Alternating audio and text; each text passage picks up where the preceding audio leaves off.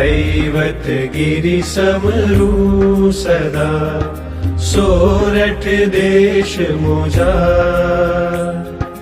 मानव भव पामी करे ध्यावूं वारंवार।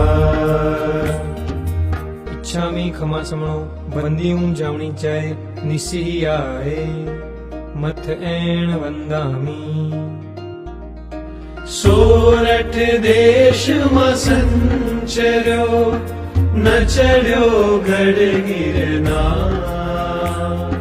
सहसा वन फरशो नहीं एनो एड़ गयो अवतार। इच्छामि खमा समणो बंदियूं जावणी चाय निसियाए मथ ऐण वंदामी। दीक्षा केवल सहसा वने पंचमे गढ़ निर्वाण।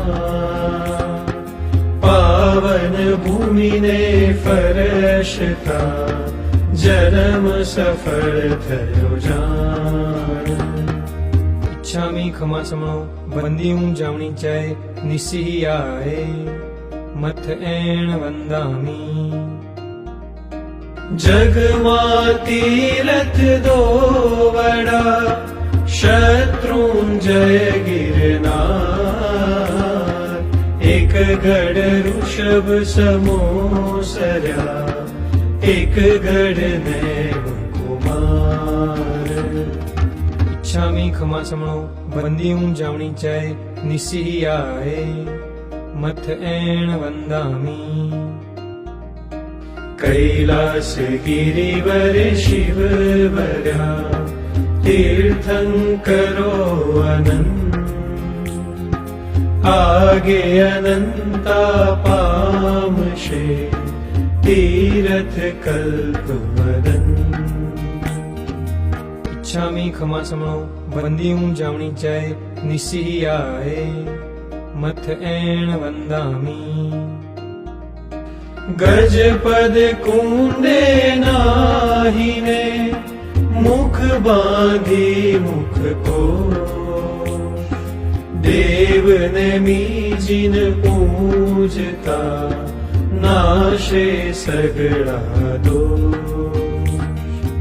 इच्छामि खमा समणो बंदियूं जावणी चाय निसियाए मथ ऐण वंदामी। एके पगलू चढ़े स्वर्ण गिरीनु जे। हेम वदे भव भव तना पातिक थाए छे। इच्छामि खमा समणो बंदियूं जावणी चाय निसियाए मथ ऐण वंदामी। उज्जयंत गिरिवर मंडनो शिवा देवी नो नंद। यदुकुल वंश उजाड़ियो नमो नमो ने विजिणन। इच्छामि खमा समणो बंदियूं जावणी चाय निसियाए मथ ऐण वंदामी। आदि व्याधि उपाधि सो जाय तत्काल दूर।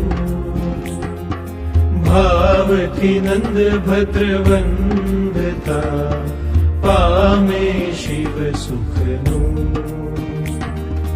इच्छामि खमा समणो बंदियूं जावणी चाय निसियाए मथ ऐण वंदामी।